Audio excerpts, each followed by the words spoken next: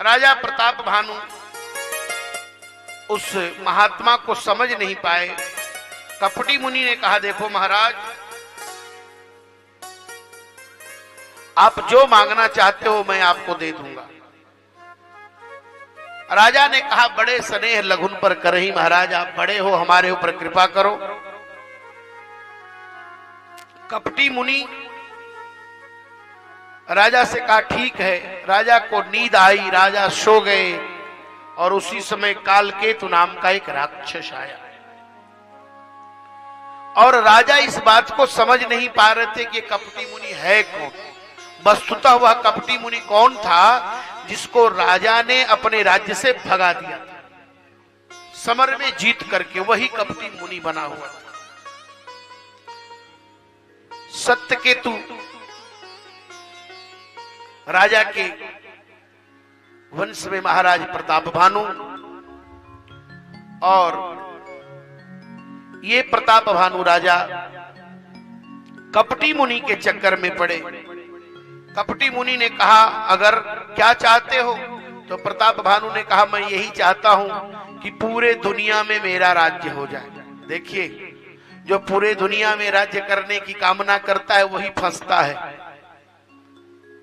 उसने कहा, आपको एक उपाय करना पड़ेगा। क्या? कहा, उपाय यही करना पड़ेगा कि आप ब्राह्मणों को अपने बस में करो, ब्राह्मण आशीर्वाद दे देंगे, आपका कल्याण हो जाएगा।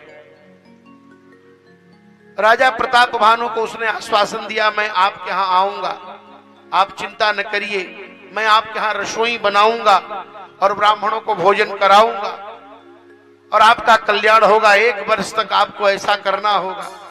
राजा प्रताप भानु को सोए ही उसने पहुंचा दिया सीधे उनके घर, और इधर उनके पुरोहित का हरण कर लिया और भोजन में उसने विविध प्रकार के मांस और ब्राह्मण का मांस डालकर ब्राह्मणों के सामने परोस दिया।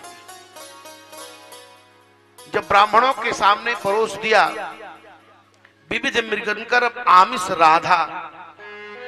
अब कुछ लोग कहते हैं कि ब्राह्मण लोगों के सामने मांस रखा गया, इसका मतलब मांस पहले से खाते थे।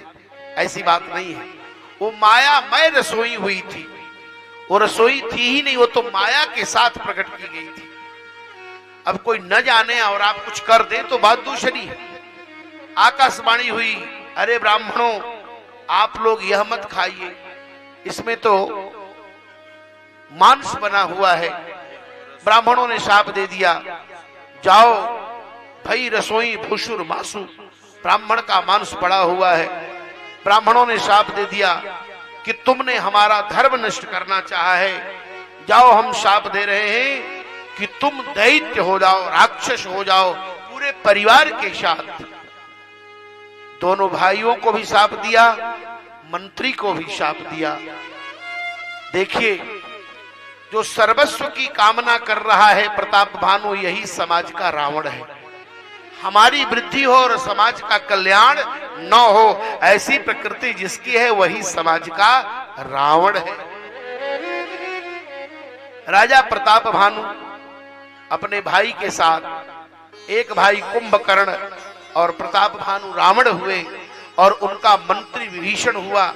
तीनों ने तप किया, ब्रह्मा ने वरदान दिया, रावण ने वर मांगा, हम काहू के मरे ही न मारे, हम किसी से मरे नहीं, और मरे भी तो बानर और मनुष्य, इनके द्वारा हम मरे और इनसे मरना तो है ही नहीं। रावण ने व्रत लिया था कि हम किसी को मनुष्य रहने ही नहीं देंगे, तो मारेगा कौन हो। और ये मांगने जा रहा था कुंभकर्ण कि मैं 6 महीने तक खाता रहूं। भगवान की कृपा हुई माता सरस्वती की कि 6 महीने खाने न बल्कि 6 महीने की नींद मांग लिया। और जो मंत्री था वो विभीषण हुआ, उसने भगवान की भक्ति मांगी। तीनों को 3 वरदान दिया, वरदान दे करके चले गए।